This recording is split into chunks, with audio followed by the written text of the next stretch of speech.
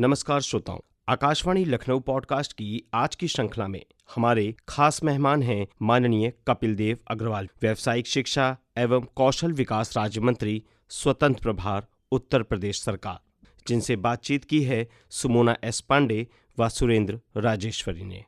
नमस्कार सुरेंद्र राजेश्वरी की ओर से और नमस्कार सुमोना पांडे की ओर से भी। और श्रोताओं, आज बड़ा सौभाग्य का दिन है। किसी ने क्या खूब कहा है, the great people do not do different things, they do things differently. अपने विशिष्ट कार्यशैली के लिए जाने जाते हैं हमारे आज के मेहमान, जिनका मूल मंत्र ये है कि सत्ता से बड़ा रिश्ता है अपनों का साथ और अपनों का विश्वास। और वो मेहमान जिसने अपनी कार्यशैली से एक नई दिशा दी, एक नई राह दी है, उनके लिए चंद लाइनों के साथ आपसे परिचय कराना चाहता हूँ कि न लफ्ज़ों की बनावट न दिखावे का हुनर, न लफ्ज़ों की बनावट न दिखावे का हुनर, उसकी मौजूदगी ही बता देती है किरदार क्या चीज़ है। मेरी मुराद है श्रद्धेय कपिल देव अग्रवाल जी से, माननीय मंत्री कौशल विकास एवं व्यावसायिक प्रशिक्षण, स्वतंत्र प्रभार, उत्तर प्रदेश सरकार। श्रद्धेय कपिल देव अग्रवाल जी, हम आकाशवाणी लखनऊ के तमाम सुनने वालों की तरफ से आज आपका बहुत बहुत स्वागत जी। आपका धन्यवाद और सभी श्रोताओं को हमारा भी नमस्कार। कपिल देव जी, हमारा सौभाग्य है आज आप हमारे साथ स्टूडियो में हैं, हमारे श्रोताओं से रूबरू हैं। तो हम सबसे पहले आपसे यही जानना चाहते हैं कि किस तरह से आप राजनीति में आए और आपके क्षेत्र के लिए क्या आपके उद्गार हैं। देखिए, मुजफ्फरनगर उत्तर प्रदेश का उत्तराखंड से जुड़ा हुआ, माँ गंगा के किनारे, उत्तराखंड के बिल्कुल पास, हरिद्वार के बिल्कुल पास जनपद है। और हमारा सौभाग्य है कि एक और गंगा, एक और यमुना जी, और दोनों पवित्र नदियाँ इस जिले की सीमा को तय करती हैं, बांधती हैं। कृषि का क्षेत्र है, गन्ना बड़ी मात्रा में पैदा होता है। एक ही जनपद के अंदर 11 शुगर मिले हैं। बहुत संपन्न क्षेत्र है। गाँव का विकास हमारे क्षेत्र में किसी शहर से कम नहीं है और संघर्षी लोग हैं। इतिहास बात का गवाह है कि मुजफ्फरनगर योगदान हमेशा उस संघर्ष के अंदर रहा।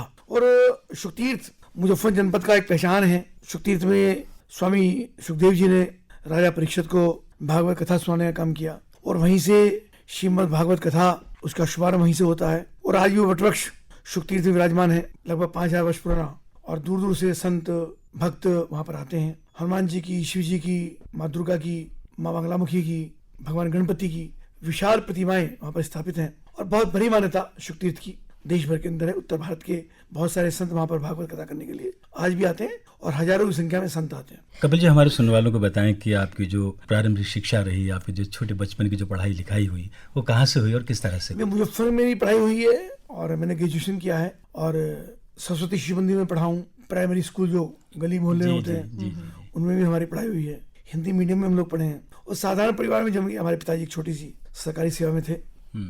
हम 8 बहन भाई हैं, 3 भाई 5 बहनें। 3 बहनें मुझसे बड़ी हैं और एक साधारण परिवार है। और राजनीति भी हमको विरासत में नहीं मिली, पर हमको लगभग बाल्यकाल से राष्ट्रीय स्वयंसेवक संघ के संपर्क में आने का मौका मिला। जी जी जी। तो सबसे बड़ी बात है कि संघ के माध्यम से संस्कार, चरित्र का निर्माण और एक सद्भाव, समाज में जो एक व्यवहार, सद्भाव, एक बड़ों का छोटों का सम्मान, जीवन की नियमितता।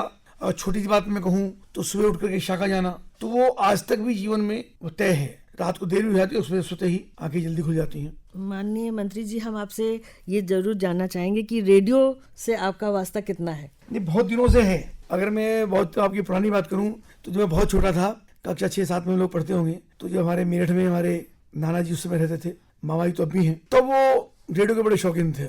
यानी ये बात मैं करूँ आपसे 50 साल पुरानी। तब तो रेडियो होती थी, टीवी तो होते नहीं थे। और हमेशा समाचार सुनना, गाने सुनना उनका बहुत शौक था। एक ट्रांजिस्टर उनके पास होता था और वो उसको सुनते थे। उसी समय से भी लगातार उसका संपर्क संबंध। और फिर उसके बाद जब हम और बड़े हुए और क्रिकेट की कमेंट्री आती थी, और क्रिकेट की कमेंट्री में जो कमेंटेटर होता था वो बिल्कुल ऐसी कमेंट्री करता था जैसे बिल्कुल लाइव चल रहा हो के सामने, बिल्कुल सजीव बिल्कुल चित्त होता। और सुनने में इतना मजा आता था कि टेलीविजन को देखने में उतना आना नहीं होता। जी जी। तो वो सुनने का जो काम होता था, और बिल्कुल बॉल कहाँ है, प्लेयर कहाँ हैं, उन्हें कौन सी लेग आगे निकाली, बैट कैसे उठाया और कहाँ क्लिपिंग हुई, तो ऐसा दृश्य उसका होता था। वो दृश्य मुझको आज भी याद है कि वो भी एक रेडियो का। और फिर गाने तो हमेशा सदाबहार आते ही हैं। आज ही मेरे लिए कि बहुत लंबे समय से मैं सुबह 6 बजे का जो श्रोता हूँ आपके आकाशवाणी का, वो मैं आज भी हूँ। प्रतिदिन बहुत लंबे समय से मेरा 5:30 का, कभी कभी 5:45 का, कभी 5 55 का अलार्म होता है मेरे मोबाइल में, और मैं उठ करके सबसे पहला काम समाचार सुनने का ही होता है। और कई बार बड़े महत्वपूर्ण समाचार उसमें मिल जाते हैं। उदाहरण के लिए मान लो जैसे प्रधानमंत्री मन की बात की करते हैं, उसी समय पूरी तैयारी हो जाती है, घंटे भर में 2 घंटे के अंदर तैयारी करते हैं। तो कोई मान लो विशेषता का कोई दिन होता है कि आज ये दिन है, आज ये दिन है, आज हिंदी दिवस है, आज कुछ और है, आज आकाशवाणी का दिन है, तो ऐसा भी कई बार होता है, तो वो भी उसमें समाचार मिल जाते हैं। तो छोटे छोटे समाचारों से वो चीजें, तो मान लो हमने पोस्ट डाल दी उसकी, या कुछ और कर दिया, या हमको नहीं पता था उससे पता लग गया, ऐसी बहुत सारी जानकारी उससे मिल जाती है। और हम जानते हैं कि जब आप टेलीविजन पे समाचार सुनते हैं, एक ही समाचार को बहुत देर तक सुनना पड़ता है, जबकि 5 मिनट के अंदर पूरा समाचार, जो इंपॉर्टेंट समाचार है, कौन सी घटना हुई, कहाँ हुई, देश भर की समाचार 5 मिनट के अंदर मिल जाते हैं। तो मुझे तो बहुत अच्छा लगता है वो। लेकिन आकाशवाणी का निरंतर है, वंदे मातरम सुनने को मिलता है, धुन जो आकाशवाणी की है, तो वो 50 साल से वही सुनते आ रहे हैं। तो यानी कि आपके रगों में बसा हुआ है रेडियो, आकाशवाणी, ये जान के हमें बहुत हर्ष हो रहा है, और हमारे श्रोताओं को भी बहुत हर्ष हो रहा होगा। कपिल देव जी, हमारे सुनने वालों को बताएं कि राजनीति की आपकी जो यात्रा है, इसका आरंभ कैसे हुआ? संघ के संपर्क में रहे और लगातार वर्किंग, उस बीच में राम जन्मभूमि का आंदोलन आ गया, उसमें लगातार लगे रहे, और घर घर जाना, संपर्क करना, बातचीत करना। और एक मैं अपने श्रोताओं को बताऊंगा, आधे मुख्यमंत्री योगी आदित्यनाथ जी हमेशा इस बात को बोलते हैं, जीवन में कभी कोई शॉर्टकट नहीं होता, लाइफ का कभी कोई एंड नहीं होता। हम उस समय 20-21 साल के होंगे, मेरा मन हुआ कि मैं नगर पालिका का सभासद का चुनाव लड़ूं। तो मैंने अपने पार्टी के संगठन के लोगों को बोला कि मेरा मन भी है, मेरा बहुत संपर्क था उस क्षेत्र में, राम जन्मभूमि का आंदोलन उस समय चल रहा था, और मुझे लगता था कि मेरी तैयारी बहुत अच्छी है, मुझे बहुत लोग चाहते हैं मेरे क्षेत्र में। संगठन का मन नहीं हुआ कि कपिल देव इस काम में डाला जाए, उन्हें लगा हुआ शायद कि अच्छा कार्य करता है, आगे बढ़ने लायक है। हमारे एक उस समय प्रांत के अधिकारी थे, प्रांत के सहकार्यवाह डॉक्टर गणेश सिंह, प्रोफेसर थे डिग्री कॉलेज में, बारिश में भीगते मेरे घर आए, तो आके डांटना शुरू किया कि दिमाग खराब हो गया है, कहाँ रात नहीं बढ़ रहा है, कहाँ चोन लड़ना है। मैं कही ऐसी लोग कह रहे हैं, कुछ नहीं करना, ये बहुत जीवन पड़ा है, जब वक्त आएगा तब प्राप्त होगा। तो मैंने विड्रॉ कर लिया उनके कहते के साथ, फिर अपने काम में लगे रहे। फिर चुनाव में अपने बिजनेस के माध्यम से अच्छा खासा पैसा भी कमाया। उससे हमारा पब्लिसिटी का, प्रिंटिंग का हमारा काम था, तो पोस्टर, उससे कलर पोस्टर आते छप करके सहारनपुर से, तो उनको छापना, लाना, और फिर जिसको चुनाव लड़ाया पार्टी, उसको चुनाव लड़ाया फिर हमने। यानी कभी कभी जब व्यक्ति अपॉर्चुनिटी छोड़ता है या अपने मन की चीज छोड़ता है, तो बताना चाहूंगा कि फिर उसके बाद 2002 में पार्टी ने लगभग चुन तय किया, हल्का फुल्का इशारा मुझे क्या पहले, कि तुमको चुनाव लड़ना पड़ सकता है, तो सीधा पार्टी ने मुझको विधायक का टिकट दिया। तो हालांकि मैं चुनाव नहीं जीता, मैं थोड़ा 5000 वोटों चुनाव हार गया। तब भी फिर मैं लगातार, फिर मैंने पीछे मुड़ के नहीं देखा, वो लगातार संघर्ष करते रहे, जनता के बीच में रहे, बने रहे, और ऐसी पहचान हमारी बनी 4 वर्ष के अंदर। तो पार्टी ने हमको, जब हमको चुनाव लड़ना था 2002 के बाद 7 में, तो पार्टी ने हमारे काम के प्रसन्न होकर के, बहुत सारे लोग टिकट मांग रहे थे, स्वयं कहा कि तुमको नगर पालिका लड़नी है। हमारी नगर पालिका मुजफ्फरनगर भी विधानसभा के बराबर है, और तब मैं नगर पालिका लड़ा, 27,000 वोटों चुनाव जीता। तो पूरे साल 5 साल नगर पालिका अच्छे चलाई। तो मैं ये बताना चाहूंगा कि सब चीजें अपने चाहने से नहीं होती हैं। हमने जब चाहे सभासद नहीं बने, जब हमने नहीं चाहे तो हमें एमएलए चुनाव लड़ गए, ईश्वर की कृपा नहीं तब नहीं जीते, फिर नहीं चाहे तो हमको चेयरमैन का टिकट मिल गया, हम चेयरमैन लड़ गए, हम जीत गए। फिर अगला टिकट मांगा, वो नहीं मिला। फिर 16 में चुनाव आया तो हमको पार्टी ने फिर टिकट दिया, हम एमएलए बने, तीसरी बार में एमएलए हूँ। तो सब चीजें व्यक्ति को कर्मण्येवाधिकार अस्ते मां फलेषु कदाचन, जो भागवत का मूल मंत्र है, कि व्यक्ति को कम करते रहना चाहिए, निष्ठा के साथ, परिश्रम के साथ, ऊर्जा के साथ। बाकी ईश्वर की नियति है, इसलिए हम सब लोग मिलकर अच्छे से काम करें, ढंग से काम करें, पॉजिटिविटी, कंस्ट्रक्टिव माइंडसेट के साथ काम करें, किसी का बुरा ना करें। विधायक बनने से पहले आप भारत विकास परिषद के सदस्य भी रहे, नगर पालिका के अध्यक्ष तो रहे, मुजफ्फरनगर के कॉमर्स एंड इंडस्ट्रीज के सदस्य भी आप रहे। इससे पहले आपको इतनी करीब से जनता को जानने का मौका मिला, उसके अनुभव के बारे में कुछ बताएं। मैंने बताया कि जब मेरे पास संघ में मेरा संपर्क हुआ तो बहुत सारे लोगों के पास जाना होता था। संघ का क्या है कि जो लोग संघ को नहीं जानते उनकी बात और है, जो संघ को जानते हैं उसका सब समाज के अंदर संपर्क और प्रभाव, और टॉप टू बॉटम, बड़े से बड़ा व्यक्ति हो, छोटे छोटे व्यक्ति हो, सबके साथ संपर्क। उस नाते समाज एक वैश्य समाज से मैं हूँ, तो वहाँ की जो संस्थाएं हैं उन्होंने सदस्य बनाया, फिर मुझे वहाँ के मंत्री, फिर महामंत्री बनने का अवसर मिला, और वो भी सब। उसके अलावा इंडस्ट्री, जो हमारी इंडस्ट्री है, वहाँ के सदस्य बनने का लगभग 150 मेंबर, उसके सारी इंडस्ट्री के लोग हैं, उसका मैं मेंबर रहा, अभी भी हूँ। और फिर फेडरेशन है वहाँ की, हमारी कोर एजेंसी, उनके हमको मेंबर बनने का मौका मिला। तो वहाँ के सब अच्छे लोगों से, इंडस्ट्री के लोगों से, उनको बोलना समझना, उसके कारण से अधिकारियों से इंडक्शन, जाना, बातचीत करना, समझना। तो कभी हमारी बात ऊंची है, कभी उनकी बात ऊंची है, कभी हार के आते हैं, कभी जीत के आते हैं, तो ये सब चीज़ें होती हैं। तो उसमें से, लेकिन जब हम, मैंने आप ये बात को दोबारा कहूँगा कि जब किसी की लड़ाई लड़ते हैं, किसी गरीब व्यक्ति की बात अपने मुंह से कह करके उसका अधिकार दिलवाने की बात करते हैं, तो फिर कोई कितना भी ताकतवर क्यों ना हो, उसको बात को मानना पड़ता है।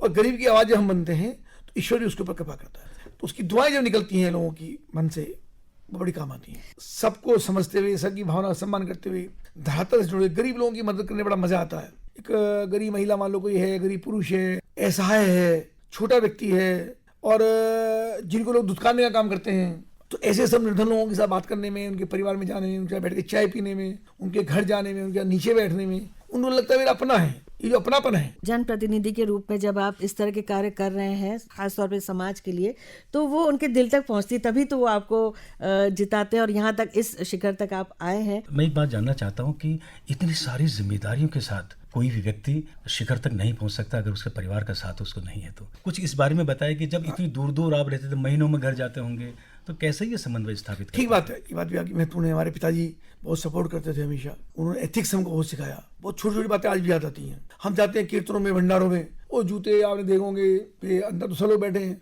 तो बेतरतीब तरीके से हमेशा पिताजी हमारे बोलते जो चीज जहाँ से उठाओ वहीं रखो, तो फिर आपको ढूंढनी नहीं पड़ेगी कि कौन चीज कहाँ रखी थे। जी जी। जूते करीने से निकालिए, तरीके से निकालिए। संघ में भी सिखाया, आपने संघ में कार्यक्रम में देखा होगा कि जूते आपको पंक्तिबद्ध निकलेंगे, बात ठीक है, लेकिन जूते अगर पंक्तिबद्ध हैं तो इसका ये संदेश है अंदर जो मीटिंग चल रही है वो भी सिस्टमेटिक लोगों की है। जी बिल्कुल, ये बात का संदेश आता है।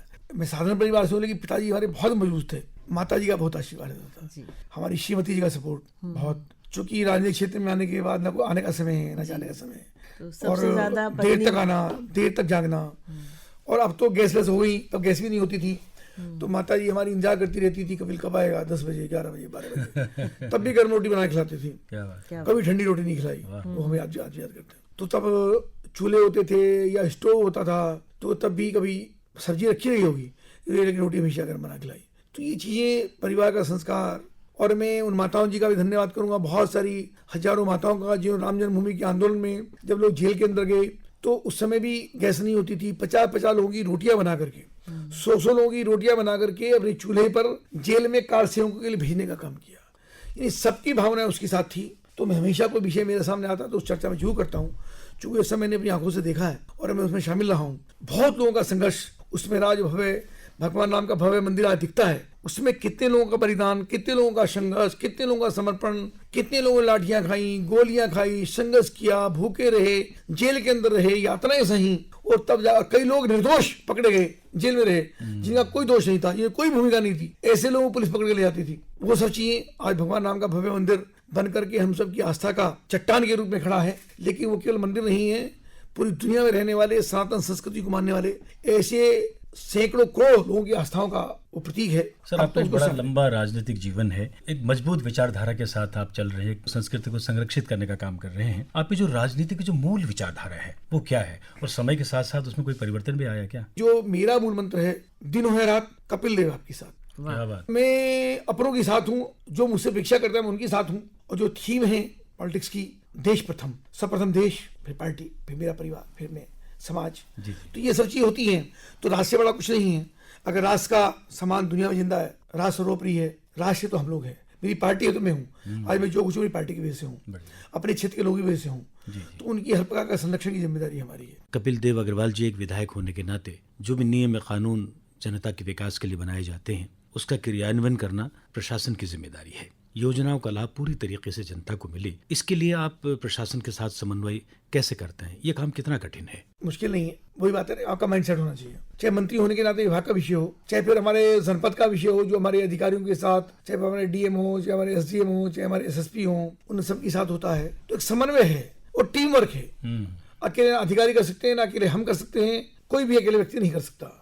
एक टीम वर्क होती है किसी काम को करने के लिए। आपका भी जो आकाशवाणी का, तो हर एक की भूमिका रहती है जी बिल्कुल, और सबकी भूमिका महत्वपूर्ण होती है। जो कर्मचारी हमारा पानी पिलाने का काम करता है, जो सुबह आके सुबह सफाई करता है, चेयर पे कपड़ा मारता है, उसकी भूमिका सबसे महत्वपूर्ण है। केवल समझने की बात है। अगर वो आगे ऑफिस साफ नहीं करेगा तो आप ऑफिस में नहीं बैठ पाओगे, चेयर पे नहीं बैठ पाओगे। तो उसकी हम निंदा करते रहेंगे, उसको छोटा समझेंगे तो फिर आपका काम नहीं चलेगा। उसको भी उसका स्थान देना, उसको भी सम्मान देना। स्कूल में, कॉलेज में जब बच्चे आते हैं, सफाई करता है कर्मचारी, झाड़ू लगाता है कर्मचारी, वो मुझे, मेरे लिए सबसे सम्मानित है। अगर हमने उसको सम्मान देने का काम किया, गरीब व्यक्ति को, जो सबसे पहली दिनचर्या जिससे शुरू होती है, अगर उसका हम सम्मान करेंगे तो अगले दिन और मन से काम करेगा, आपका भी सम्मान करेगा। माननीय कपिल देव अग्रवाल जी, कौशल विकास और व्यावसायिक प्रशिक्षण की सरपरस्ती आपके हाथों में है। किस तरह से आपका मंत्रालय कौशल विकास को बढ़ावा दे रहा है? हमारा विभाग व्यवसाय शिक्षा कौशल विकास, उसमें भी लाखों नौजवानों को प्रशिक्षित करके, ट्रेनिंग दे करके, डिफरेंट सेक्टर्स के अंदर, आज जो इतना बड़ा सेक्टर है, इंडस्ट्री की डिमांड है, हर सेक्टर में स्किल्ड लोग चाहिए। जिस सेक्टर में आप लोग काम कर रहे हैं यहाँ भी एक्सपर्ट लोग चाहिए। तो अब नॉन स्किल लोगों की जरूरत किसी को नहीं है। आप बीए करिए, बीकॉम करिए, एमकॉम करिए, अब आप यही जॉब के लिए जाइए तो तुरंत आपसे कोई पूछा क्या जानते हो, एमकॉम क्या जानते, क्या हो, कर क्या सकते हो बताइए। स्किल होना उसको ये बता मैं अकाउंटिंग अच्छी से कर सकता हूँ, तो ठीक है अकाउंटिंग सेक्शन में जाएगा। यानी अगर अकाउंट का एक सेक्शन नहीं है, एक्सपर्ट नहीं है और एमकॉम भी कर लिया तो भी उसके लिए जॉब नहीं है। उसको किसी ना किसी एक सेक्टर में एक्सपर्टाइज लेना ही पड़ेगा। तो वो डिपार्टमेंट हमारा काम करता है और हमको एक्सपर्ट करने का काम करते हैं।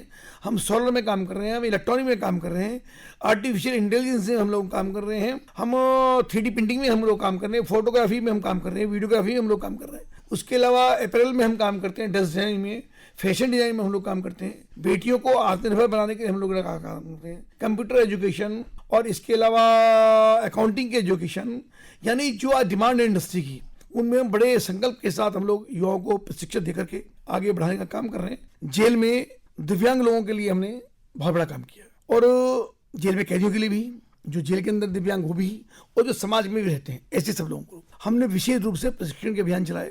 चूंकि दिव्यांग होना अभिशाप नहीं है, ईश्वर की व्यवस्था है, पर उनमें आत्मनिर्भरता हो, आगे बढ़ने की ललक हो, वो लोगों की कृपा के पात्र न बने, ऐसे लोगों के लगातार हम काम कर रहे हैं। और एक बड़ा चैलेंज हम सबके सामने है, और जो प्रधानमंत्री का संकल्प है $5 ट्रिलियन की इकोनॉमी और उत्तर प्रदेश की $1 ट्रिलियन की इकोनॉमी, उससे हमारी डिपार्टमेंट की अत्यंत महत्वपूर्ण भूमिका है। माननीय मंत्री जी, हम बहुत सारे विषयों पे बात कर रहे हैं, आपके कुछ शौक ऐसे जरूर होंगे जो आज भी आपको पसंद होंगे, जिनको आप करना पसंद करते होंगे। कुछ शौक के बारे में बताइए हमारे श्रोताओं। अब तो एक ही शो बचा है बस जी, जनता से संपर्क, जनसेवा। जब मैं शाखा की चर्चा आपसे की थी तो सुबह के शाखा जाते थे, अब उतना जाना नहीं होता, थोड़ा कम हो गया। तो लेकिन मॉर्निंग वॉक के लिए जाते हैं तो अलग अलग जाते हैं, कभी कंपनी बाग चले गए, कभी स्टेडियम चले गए, कभी कॉलेज में चले गए, कभी शाखा में चले गए, कभी बच्चे रेस लगा रहे वहां चले गए, तो दोनों शौक पूरे हो गए। मॉर्निंग वॉक का भी शौक पूरा हो गया और वहां से जाके बच्चों का इंडक्शन भी हो गया। बहुत सारे बच्चे हैं शाम को चले गए, तो बहुत सारी बेटियां कॉलेज में खेलती हैं, कोई फुटबॉल खेल रही हैं, कोई बैडमिंटन खेल रही हैं, कोई रेस लगा रही हैं, तो उनके साथ मुलाकात होगी, उनकी बात को समझ लिया,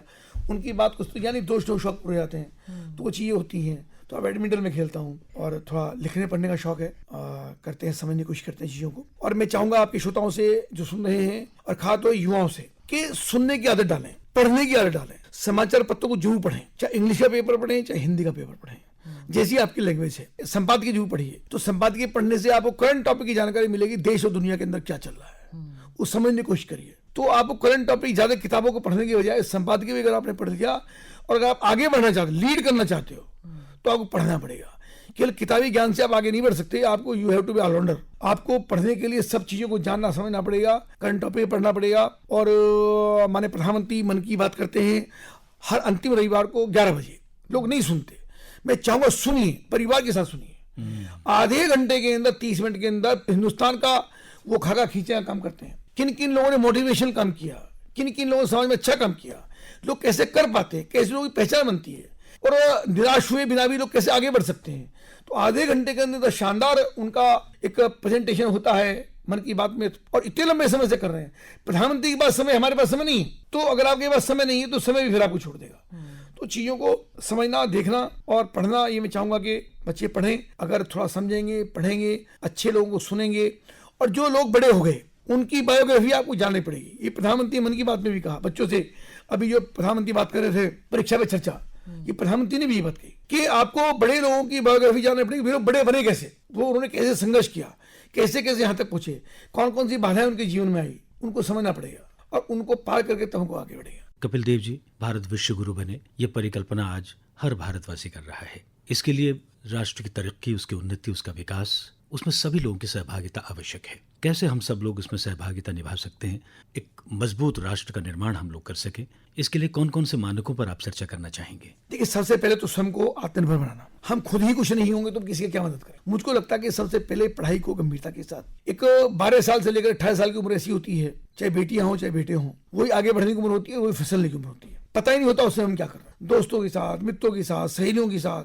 जिसने जैसा कहा वैसा ही हमने सुन लिया। उस समय अपने आप को गंदगी से बचा करके संयमित रास्ते पे चलना, और जब आपकी अपॉर्चुनिटी आपको मिल जाए किसी काम को करने की, तब आपकी जिम्मेदारी राष्ट्र और समाज के प्रति शुरू होती है। सबसे पहले तो अपने आप को स्टैंड करना है। अगर आपने खुद को स्टैंड नहीं किया तो फिर किसी के लिए क्या काम कर पाओगे। तो मैं चाहता हूँ जो विकास की योजनाएं हैं वो उसके बाद शुरू होती हैं, फिर चाहे राजनीतिक क्षेत्र में हो चाहे सामाजिक क्षेत्र में हो, किसी भी फील्ड में आप काम करते हो, आप ऑनेस्टली काम करिए, परिश्रम के साथ काम करिए, समय की कोई सीमा नहीं होती। और जो सरकारी सेवा में है तो ऐसा नहीं माने कि भाई हमको तो 8 ही घंटे काम करना है, 10 ही घंटे काम करना नहीं, आपको लगातार आपके काम के प्रति जवाबदेही, आपको रिजल्ट ओरिएंटेड बनना पड़ेगा। किसी भी सेक्टर में आप काम करें, अगर आप रिजल्ट ओरिएंटेड नहीं है तो कोई आपको पसंद नहीं करेगा। माननीय मंत्री जी, बहुत ही सारगर्भित और बड़े दिलचस्प बातें आप हमारे सुनने वालों के साथ हमको शेयर कर रहे हैं। आखिर में एक सवाल कि यदि आज आपको अपने काम का मूल्यांकन खुद करना हो तो आप क्या कहेंगे? अभी बहुत करना बाकी है, अभी बहुत उड़ान बाकी है, बहुत मुकाम बाकी है, बहुत खुला आसमान है, ठीक है ना। स्वयं का मूल्यांकन नहीं होता, मूल्यांकन समाज करता है, हमारे मित्र करते हैं, शुभचिंतक करते हैं। बस मैं ही कहूँगा, जिन ढूंढा तिन पाइयाँ गहरे पानी पेठी, मैं बपूरा बुढ़न रहा किनारे बैठे। जिन्होंने परिश्रम किया वही आगे बढ़े, उन्हीं को मोती मिले। जो डर के किनारे बैठे रहे उनको जीवन में कुछ नहीं मिला। चलन से अलग चलकर भी सबको राह दिखा दी, यही तो पहचान है एक शानदार व्यक्तित्व की। माननीय कपिल देव अग्रवाल जी, आप हमारे इस कार्यक्रम में आए, आपने अपने पारिवारिक जीवन, सामाजिक जीवन और राजनीतिक यात्रा के बारे में हमारे सुनने वालों के साथ अपनी बातें साझा की। उसके लिए हम आपका बहुत बहुत धन्यवाद करते हैं। अभी आप सुन रहे थे माननीय कपिल देव अग्रवाल जी को। आकाशवाणी लखनऊ पॉडकास्ट की अगली कड़ी में हम ऐसे ही किसी खास मेहमान के साथ पुनः हाजिर होंगे। तब तक के लिए नमस्कार।